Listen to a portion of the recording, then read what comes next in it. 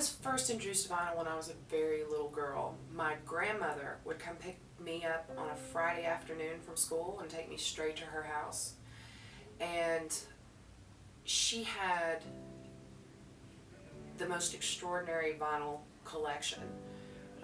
Her favorite record that we listened to constantly was American Graffiti. And we would listen to that record on a big stereo cabinet that had a top that you would flip up with a turntable in it and the speakers on either side and a compartment underneath for records.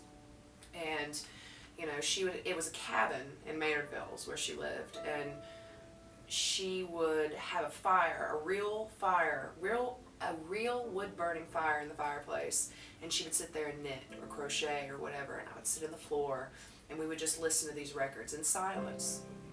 I've learned a lot about myself through records.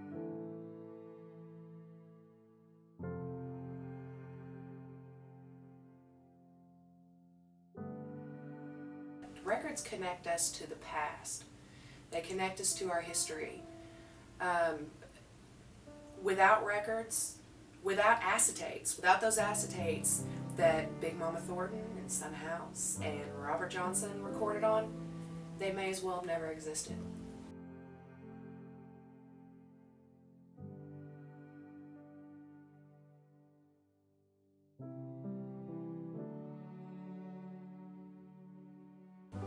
Because you hear the imperfections, you hear how age has worn the record down, you hear the scratches, you hear the clicks, the scratches, especially those old acetates. You hear the age, you hear what time has done to the music, but that makes the music no less beautiful. And I feel like that applies to people as well. Even though time goes on and we get worn and tired, and you know, we may make those little clicks and scratches, we're still the same beautiful song.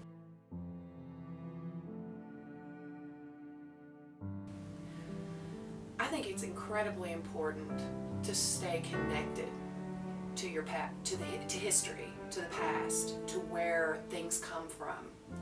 Every song, if you listen to the radio, you hear something you like on the radio, there's a 90% chance that somebody else wrote it before.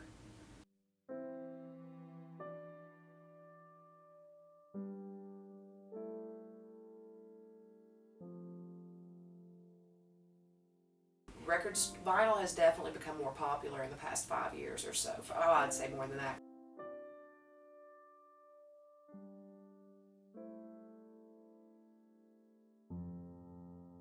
That run these stores. The people that shop in these stores, the people that run these stores, these are people that have such a deep-rooted love for music. And the record stores are a social outlet for people, too, because I mean, honestly, I don't run across many people just out and about in the world that love records like I do. I meet them at record stores, but that's it. So, yeah, I could sit on the internet all day long on a forum and talk records with a stranger that I've never seen before, or I could go to Lost and Found, and I could talk to Marie, or anybody else that walks through the door.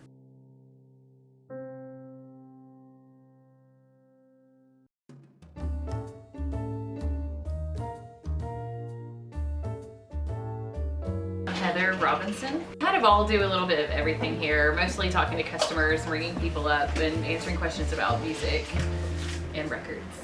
And I think everyone who works here would say, we all think vinyl sounds better, and I prefer the format because I was raised on vinyl. I like holding the 12-inch record in my hand, the artwork that goes along with albums. It's a whole different experience that kids that listen to MP3s don't get. You get all the liner notes and who was thanked, and it's just in a larger format, and I really appreciate that while I'm listening to a record.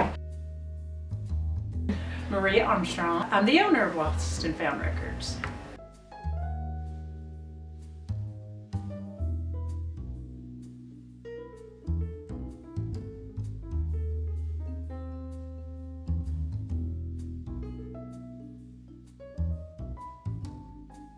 In about 1990, when they pretty much quit making records, for the most part, my husband wanted to open a record store because he decided that if we could find good records, people would always buy them.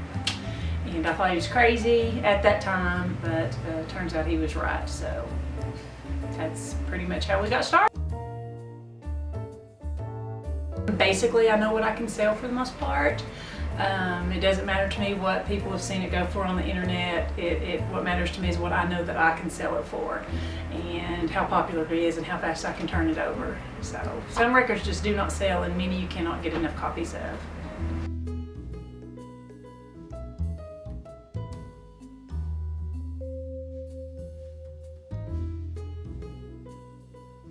We have people that come in all the time that tell us that other people told them that their records are very valuable. Now, who these other people are, I have no idea. So we have to deal with that a lot. You know, someone will come in and be like, well, my neighbor told me this was a $500 record, and I'm like, does your neighbor want to buy it from you? Because there's nobody in the world that would ever give you $500 for this record. And that we have to deal with a whole lot. So, you could look at, like this record right here. Some people may think that this is like a rare Elvis record. This is not a rare Elvis record. This is a reissue. This is not an original copy of this. So some people would think this was a $100 record. This is probably a $5 record. But, so we deal with that a lot. Because if it's a picture of a certain band, they automatically think it's valuable, and the condition is everything. If your records are scratched up, they're not worth anything.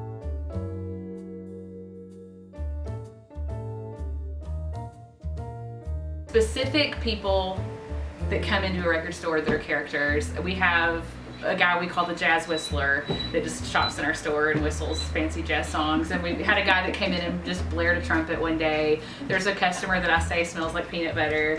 We have a bunch of odd people come in record stores. Great people do too, but music really attracts a strange kind of person as well.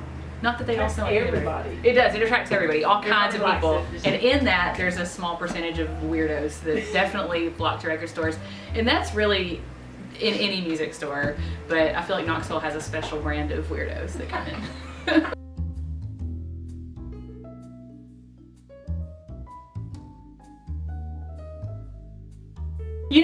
Records are just a way of life for all of us. We've sold them for 23 years. I've seen people come and go. I've seen people get into it for a little while and get out, and I have some of the same customers now that I had 23 years ago.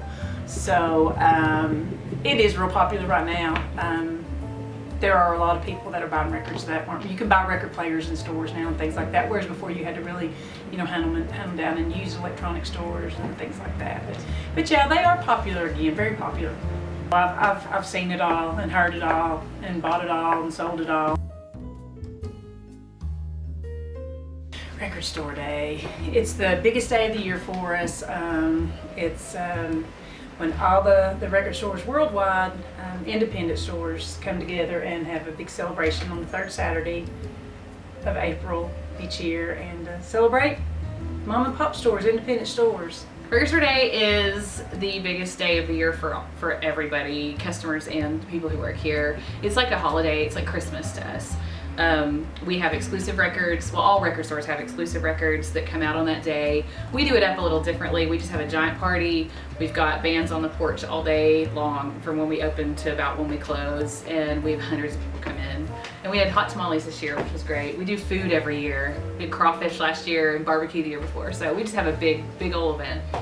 Asked if where our circus section was. That was a good customer. Like, no, what music store has a circus section? We don't. We maybe should get one, but we didn't know it until he came in. Okay.